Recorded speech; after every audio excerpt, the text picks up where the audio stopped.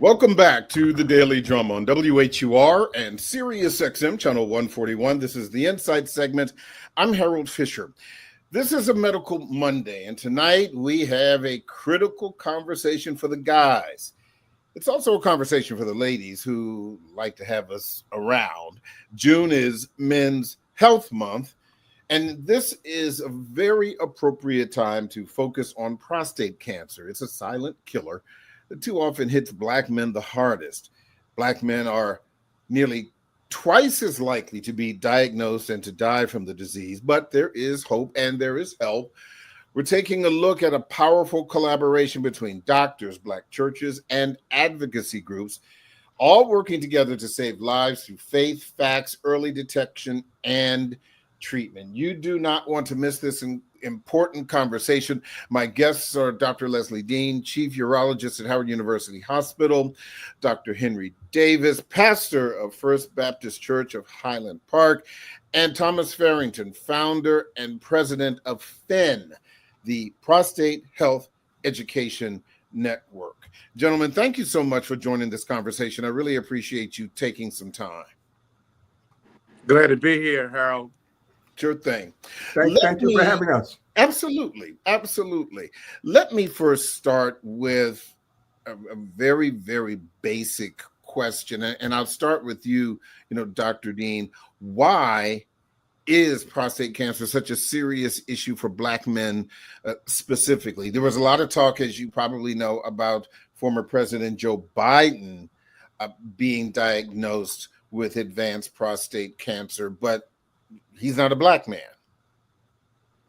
So prostate cancer is more prevalent in the Black community. Like you said earlier, Black men are about twice as likely to get diagnosed with prostate cancer and run about almost 3 times the risk of dying from prostate cancer. And that comes from a myriad of reasons, many of which may be genetic, associated with the environment, various stressors that predispose us to cancers at higher rates.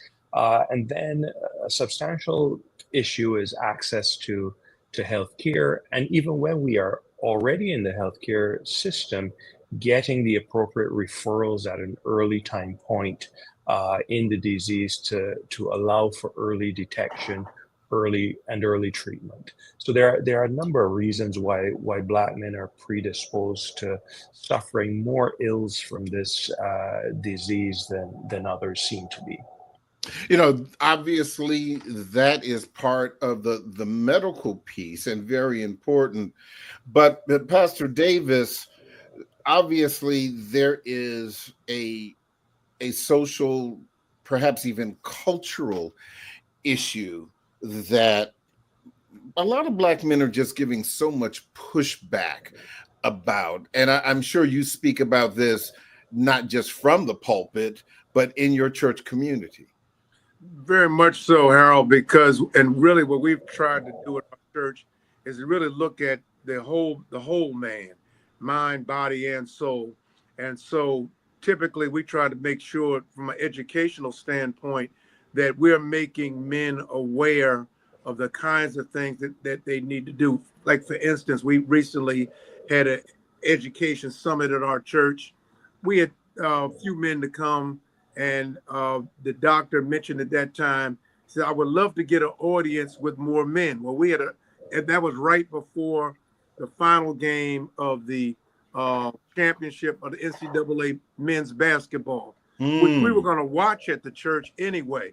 So I said, you need to come back, which they did, to a whole room of men and really start talking to them about their health. And matter of fact, even tonight, we're sharing with men, because we have an all men service going on right now, that we're sharing with men of their importance for them being there on this upcoming Saturday and participating. So that drive has to be, because again, and especially African-American men have been very slack in terms of health. And I do want to drill down a little bit about that later, because that is such a really, really important point. I did want to bring Mr. Farrington in on this piece of this conversation as well, because, Mr. Farrington, obviously you founded Finn, you're the president, but this was not just something that you just decided to do. Mm-hmm. You had a battle with prostate cancer. And first I'll ask you, how are you feeling? Oh, I feel good. I feel good. I am a 25-year prostate cancer survivor. Mm-hmm. And, I've been battling this disease for 25 years. But I feel good. There are a lot of new treatments out there. The men are living longer. And the emphasis now is to make sure that men and their loved ones understand the importance of early detection screening and some of these new treatments, so that if they are diagnosed with prostate cancer, that they get it at a time where it is treatable and curable, and not at a time where it's metastasized like with our former president, Joe Biden. Mm-hmm. Mm-hmm. Dr. Dean, talk to me a little bit about the misconceptions or even myths about prostate screening. So historically, one of the largest myths about prostate cancer screening was surrounding the digital rectal examination and patients' reluctance to have a prostate examination done. This is the finger test. And many men felt that this would somehow alter potentially their sexuality or sexual orientation, etc. That is not really a significant issue. This has nothing to do with arousal. This is a quick diagnostic test that takes about 3 to 4 seconds if it is done. Additionally, a blood test is the most routine way that we screen these days. Many urologists have gone away from doing rectal examinations or the finger test simply because of how the orientation of the prostate gland is. Like any organ, it's a 3-dimensional structure. So it has a front, it has a back, it has sides, and all of those are not accessible via a finger examination. As such, many times we go on to do advanced imaging with MRI, because that shows us the entire prostate gland. And conceptually, we are able to pick up things that we would not be able to feel. I, for one, think that there isn't any significant prostate cancer that I am going to be able to feel that I am not going to see on MRI. The chances of that are very low. So the key message really is to get a blood test. And if that blood test is abnormal, or the trend in that blood test is abnormal, then the next step should be imaging. And that would be imaging with magnetic resonance imaging, or MRI. For those physicians who are still doing the digital rectal exam, what are they looking for? What are they feeling for, Dr. Dean? They are essentially feeling for asymmetry or nodules within the prostate that feel harder than the normal rubbery feeling of the prostate gland. A normal prostate gland feels like this area of your hand, as opposed to the tip of the knuckle, which would be a bit harder. And the harder areas are more suggestive of malignancy. Interesting. Pastor Davis, I want to take you back to what you just shared with us, that there were more women at that last men's health event than there were men, which I just find ironic. But I guess the good part is it's always good to have somebody caring about you, even if you don't care about yourself. Well, it was, Harold. It was really a general meeting of health. Oh, I see. It was open to men and women, but of course, the amount of women who showed up was far greater than the number of men, and that was the concern. That, you could throw out a general thing about health, women will show up. Mm-hmm. Men don't have that same press, but I told them you have to be much more intentional in terms of that kind of focus, because one of our late deacons, he'd always say, the man's only going to the hospital in an ambulance, which is not the way you want persons to do. You want them to be much more concerned about their health and not to wait until these late stages. Like Dr. Farrington just mentioned, about 25 years with early detection is extremely important. And we just don't, and we have so much, and cancer generally is a problem in terms of the deaths in community that have to be a real concern. I do want, Mr. Farrington, I do want you to share with us about this partnership, how it came about, and the events that will be happening in the various and sundry churches. You have the floor. That there's a lot of information, but it's so important that you share that with us. Sure. We have been involved with different strategies and approaches to raise awareness within our communities across the country. We've done that. We partnered with churches all across the country since our founding in 2003.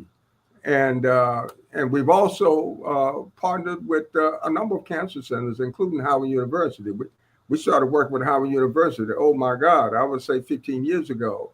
And I know we have worked with First Baptist of Highland Park.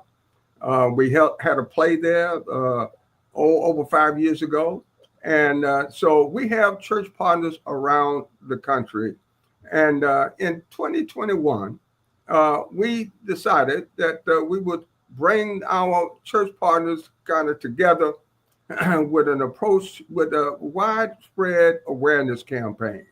And what we do with this campaign is that we invite leaders, local leaders in every city. We've been in 29 cities since 2021. And we reached over 20 million men, over 20 million people. I shouldn't say men. And we do that by bringing together local leaders.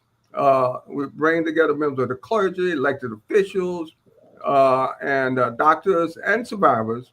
And we buy time on radio stations to promote their messages. And we also buy social media time, promote the messages via social media.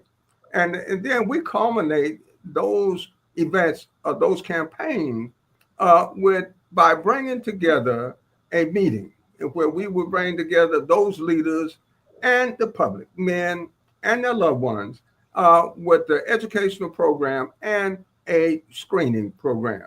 So what we've done here in the DMV for the whole month of June, Men's Health Month, is to bring this community rally campaign. And we are working with 4 different church partners. We started out on June 7th with Reed Temple, on the 14th with Ebenezer, this past Saturday with an AME church in Mitchellville, and this coming Saturday with First Baptist of Highland Park with Reverend Davis.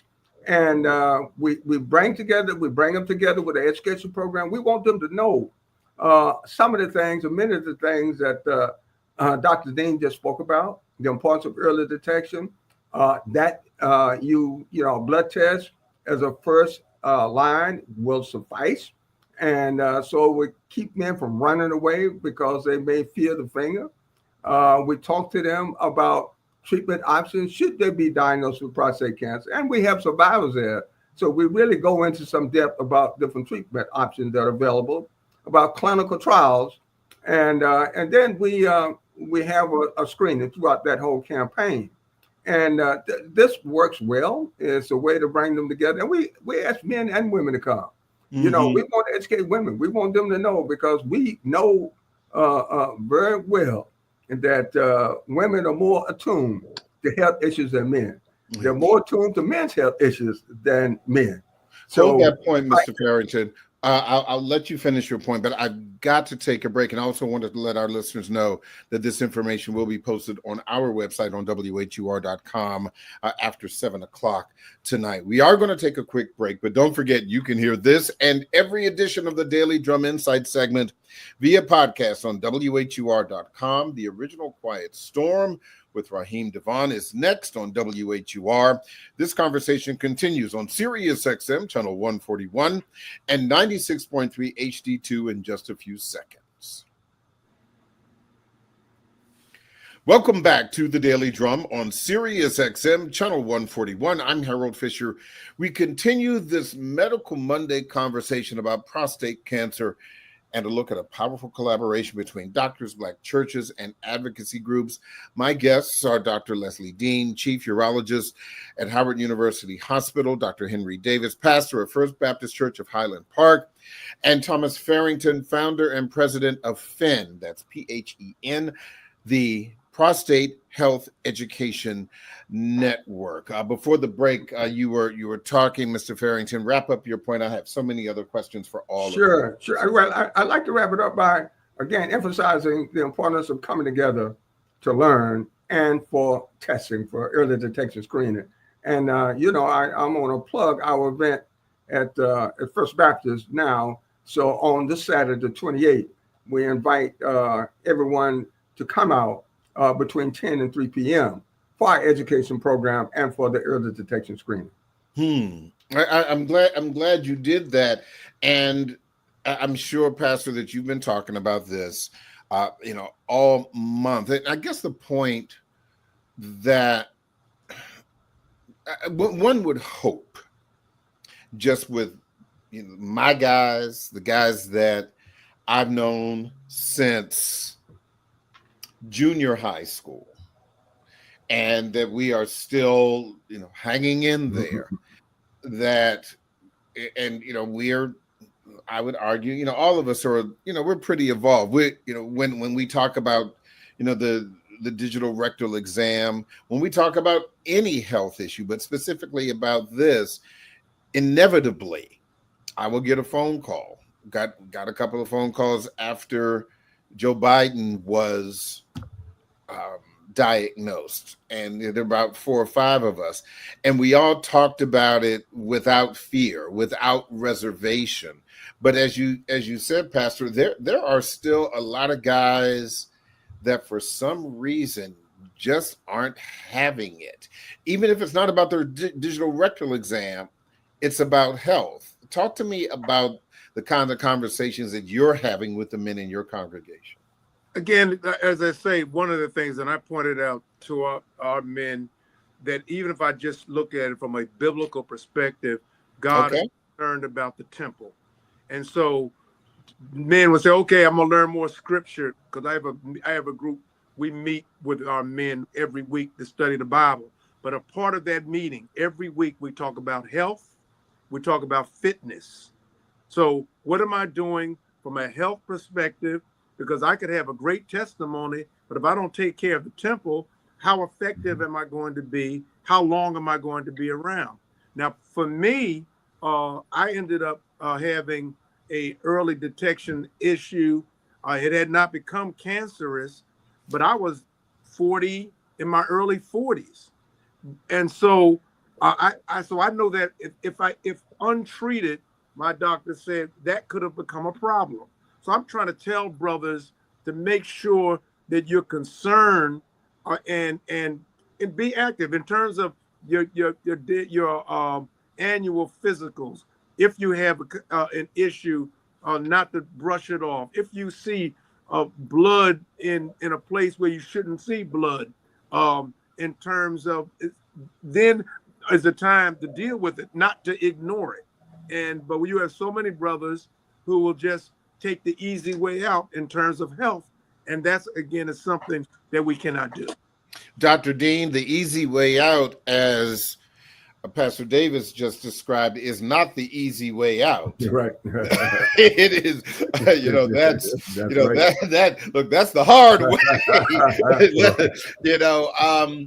But, and I think that, Dr. Dean, this is particularly critical for you as a as a Black man and physician, because you were a Black man first, and so I'm sure that you heard before you became a physician that some of these issues were critical in why Black men developed a fear, how they were dealing with stigma or even mistrust. Do you have those kind of conversations with your male patients? Do they bring those issues up with you? They absolutely do. I see a lot of patients as the initial urologist that they see, and I also see a lot of patients for second opinion.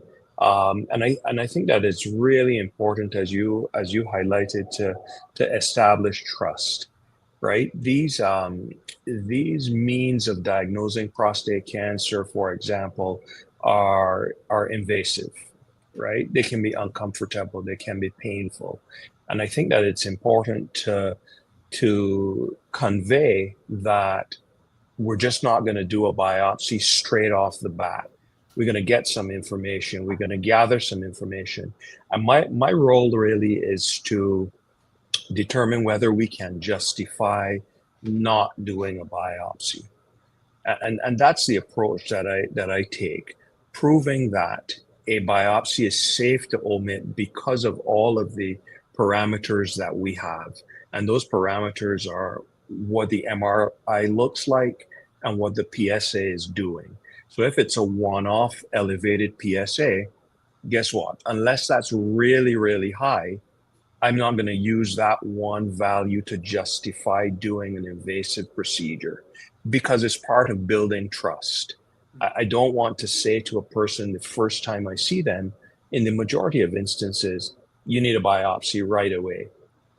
My default is always not to do the biopsy, but we have to prove that that is safe. And many people will get to requiring a biopsy. In fact, the majority of them will, because of the elevation in the PSA and what we find on the MRI. But that gives me an additional visit, an additional phone call to let that person know and feel that I actually care about their well-being. And that goes a long way in terms of building the trust factor. So that's the approach that I've taken over the last 2 decades or so. Give me a little prostate cancer 101 here. You mentioned the PS, was it PSA? Yeah, PSA. Yeah. First of all, run that down, and secondly, if you have to get to a point of a biopsy, what does it entail? But tell me about the PSA first. And I mean, I certainly am familiar, but there's always going to be a person, a family that has not had this conversation. Right.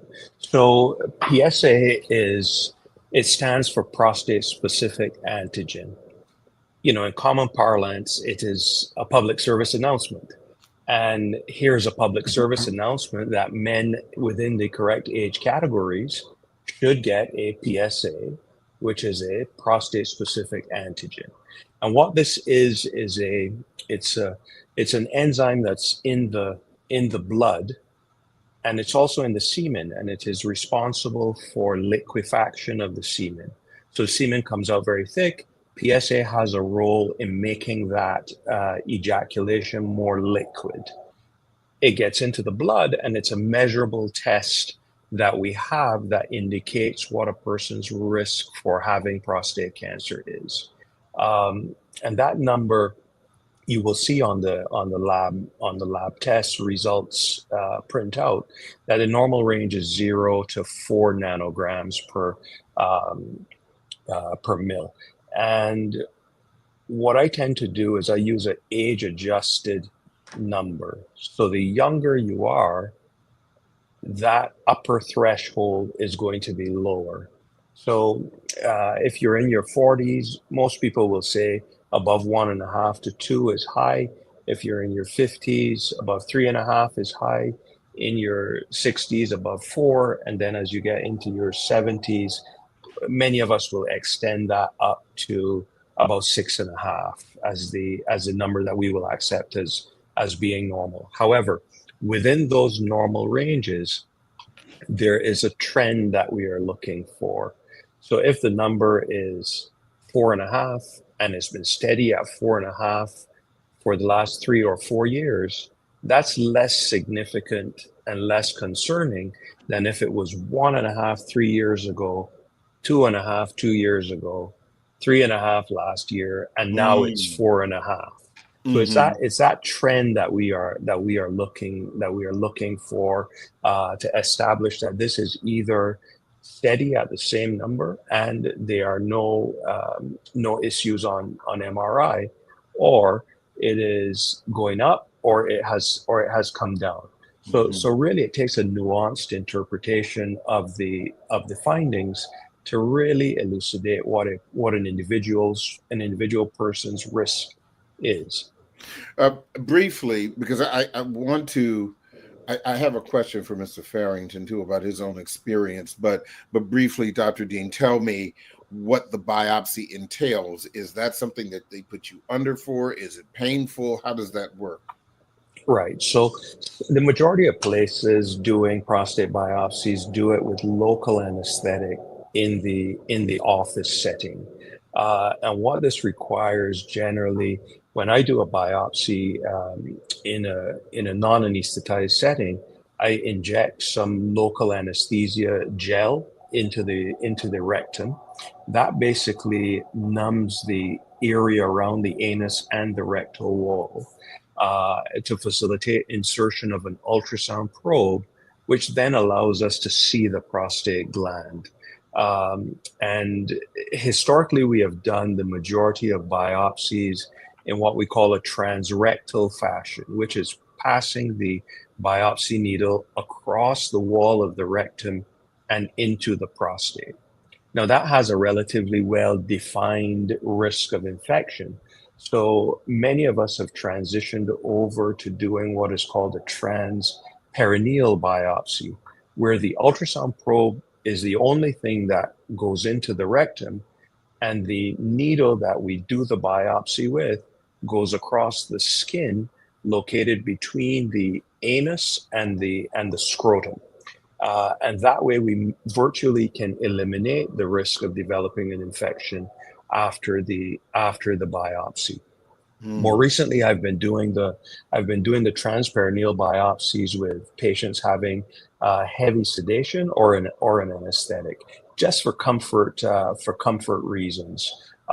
One thing we've noticed over the years is that many men will tell you, Doc, every time I heard that biopsy device click, I felt that real hard snap when they were doing the biopsies, and that gives a sort of a PTSD type scenario in terms of folks needing to have an additional biopsy and not wanting to go through that feeling, that sensation, hearing the noise and the association with that noise in the future.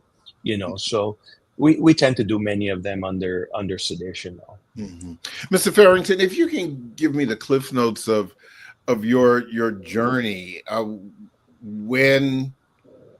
how was your prostate cancer detected, and how did you address it?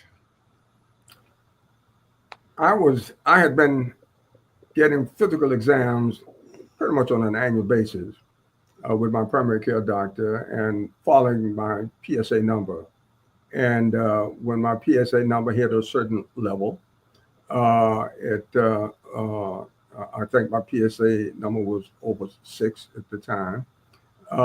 My doctor thought it was important to maybe do further evaluation with a urologist. Dr. Dean is a urologist. So I was referred to a urologist who did further testing, including the biopsy, that determined that I had prostate cancer. And I might say this on the prostate cancer detection side as well, is that there are now a number of biomarkers that are also being developed or have been developed that are going to come into play. And I serve on the National Comprehensive Cancer Network Early Detection Guidelines panel, and so we're kind of at the forefront of kind of approving some of the treatments and early detection procedures that are used. So the whole area is evolving to make it less and less invasive. And so men should feel comfortable from what Dr. Dean is saying and from what the future holds. But now let me get back to after the biopsy. I was diagnosed with intermediate level cancer and decided to have surgery. Now, I was diagnosed 3 months after I lost my father to prostate cancer. Wow. So, and I had lost both grandfathers to prostate cancer in earlier years. So, when I was diagnosed with prostate cancer, I literally thought it was a death sentence. And because that's what I'd seen.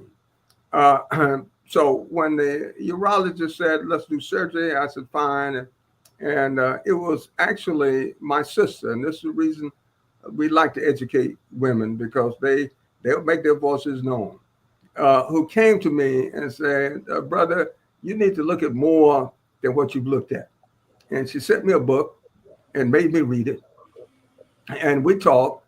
And I decided that, hey, I've learned a little bit about prostate cancer now that I didn't know before.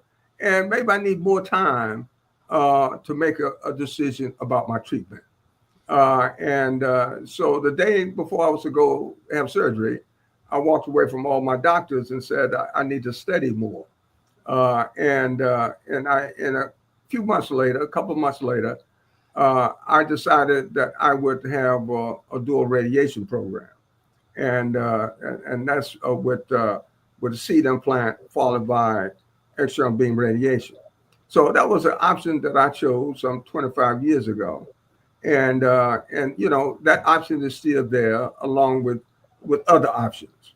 So, and then once I was, one of the things we tell men who are survivors is that once you have a treatment, that's not the end of the game.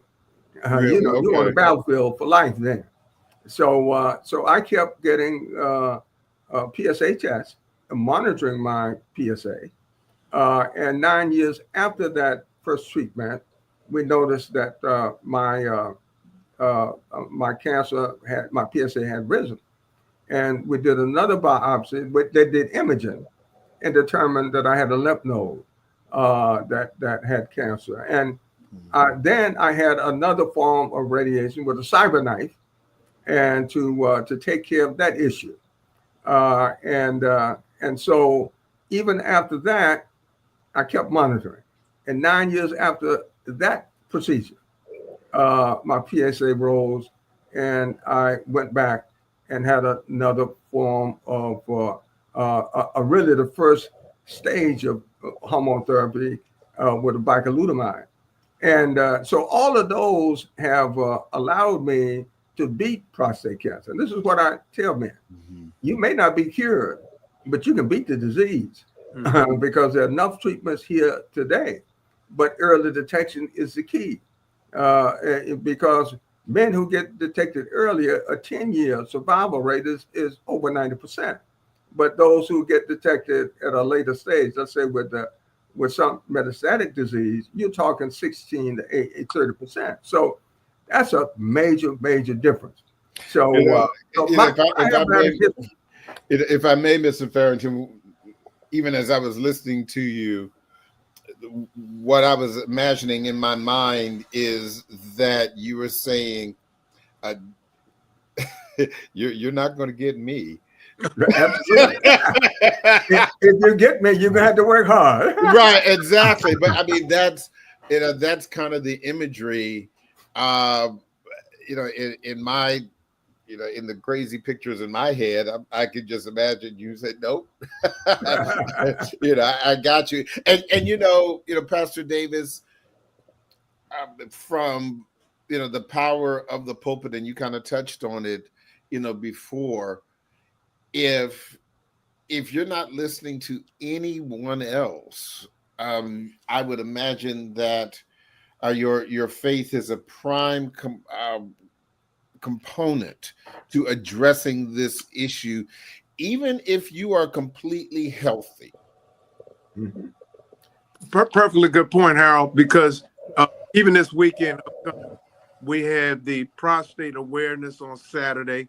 And then even in our worship services this weekend, we build in an exercise. So I really want people to think about faith and to think about faith in their bodies, because it is so important.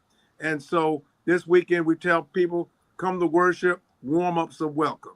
And then after every worship service, we have an exercise period. We don't make people do it, but we try to model behavior.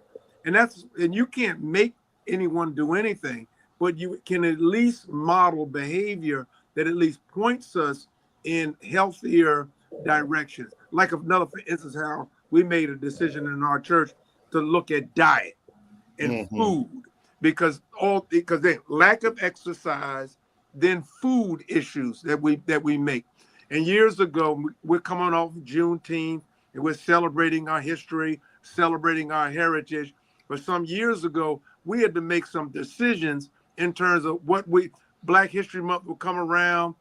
People would bring in pig ears, pig feet, chitlins, and all these other kind of things. And so I shared with them, we have to think about healthier decisions. So I told them we weren't bringing any more chitlins and pig feet and all that into the church. And so the person said, well, why are you going to do that? I said, we don't bring alcohol into the church. So let's make healthier decisions.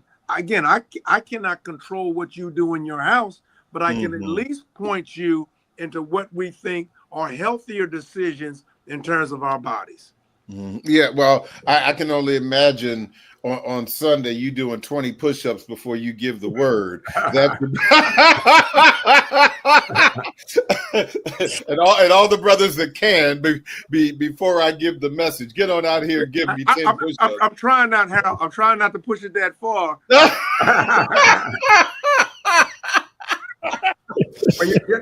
I would like to make this point, and that is, as I said, we partnered with hundreds of churches all across the country. And the reason that we want to partner with churches is because we need help in this fight against cancer. And we don't expect the churches to come in and do a biopsy, but they bring faith and faith, and managing the mental aspect of battling cancer is so critical. I've been in the church all my life, and I understand what it does for you. And so with our church partners, we rely upon them as a critical part of our battle against cancer. Yeah.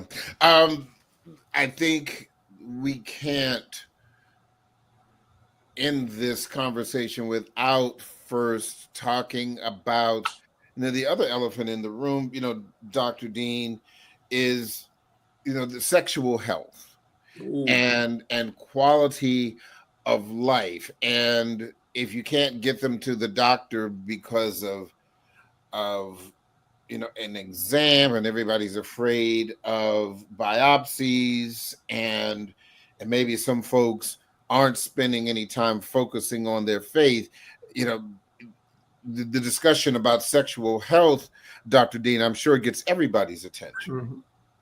Absolutely. And pretty much every treatment approach to prostate cancer, once it has been diagnosed, affects sexual health, whether it be active surveillance. We may think that doesn't affect the health, but the diagnosis of cancer puts a stress upon an individual that can affect their sexual performance, their desire for intimacy, and like we all have said so far, spiritual well-being has an important role to play in that regard, as does also the dietary factors.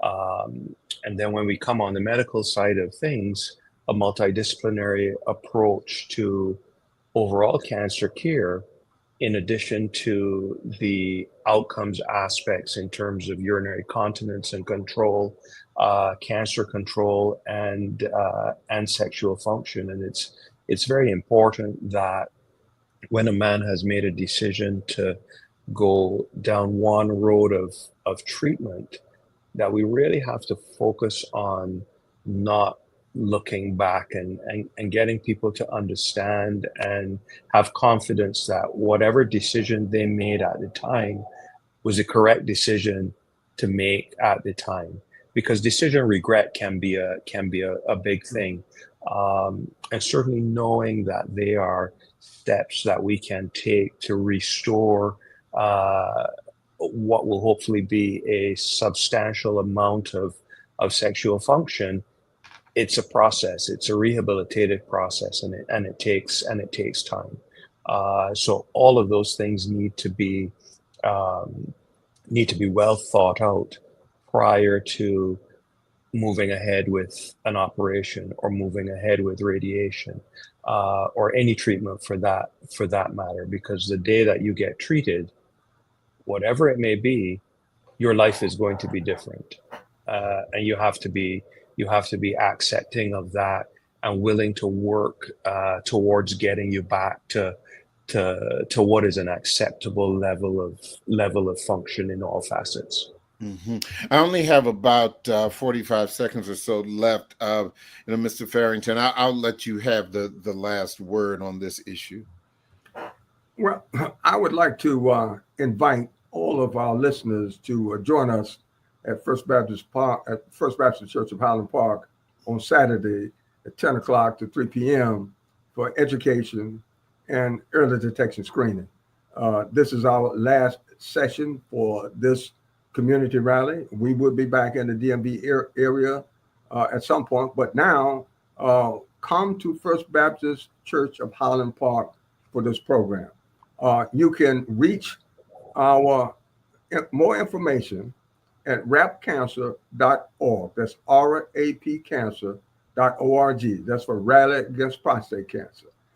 In addition to that, on a lot of the issues that Dr. Dean has brought up, we do a monthly program, Managing Survivorship, and we maintain all of those programs on our Fin TV channel. So you can visit fintv.com, information on early detection, information on sexual health, information on diet and exercise. We do these programs once a month. So fighting prostate cancer is not a losing battle if you do it with knowledge and if you do it with early detection. So early detection and knowledge will help you beat prostate cancer. Thank you so much. Real quick, you're still doing Men Take 10 at Howard University Hospital also, Dr. Dean? We are, yes. Good. Yeah. Google that if you have any questions about men's health. Men Take 10. It's a prostate cancer screening program that Howard University Hospital has been doing for years. Yep. Years. So and they're still going strong. Gentlemen, thank you all so very much. I appreciate your passion about this, because we want to keep brothers informed and we want to keep them alive. So I appreciate your time. Thank you. Sure Thank thing. you. Pleasure. Absolutely. That is the Daily Drum for this Monday, June 23rd. I'm Harold Fisher. Good night.